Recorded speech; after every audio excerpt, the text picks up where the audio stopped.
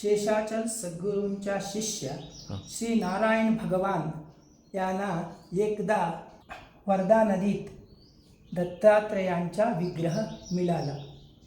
जेव्हा ते अनुष्ठान करता होते त्यांनी त्या विग्रहाची स्थापन इथं केली. कालानुसार पुढे 1950च्या दरम्यान भगवान सद्गुरू श्री श्रीधर स्वामी सज्जनागडून वरदहळ्ळीकडे जात असताना येथे आले. त्यावेळी दत्त जयंतीचा काळ होता. स्वामीजींनी भक्तांच्या समोर सांगितले की मी इथेच एक आठवडा राहून सप्ताह साजरा करीन. त्यावेळी त्यांचे शिष्य रामदासी अष्टेकर म्हणले, इथे दत्ताची सानिध्य नाही, आपण वरदहळ्ळीतच दत्त जयंती करूया.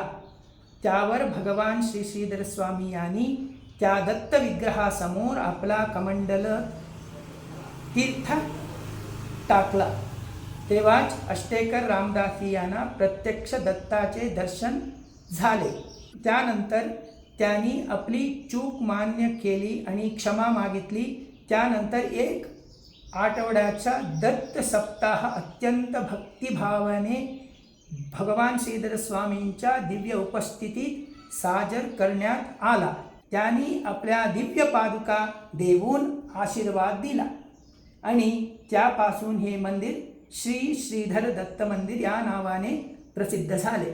श्रीधर स्वामींनी येथे पूर्वीचे सांगितले होते, हे स्थान म्हणजेच गाणगापूर आहे आणि आजही हेच आम्हाला अनुभव येते. तेथे जे काही घडते आहे ते सर्व त्यांच्या संकल्पाचे फळ आहे. देवस्थानाच्या मागे एक विशाल औदुंबर वृक्ष आहे. अशा प्रकारचा मोठा वृक्ष आजूबाजूला कोठेही नाही.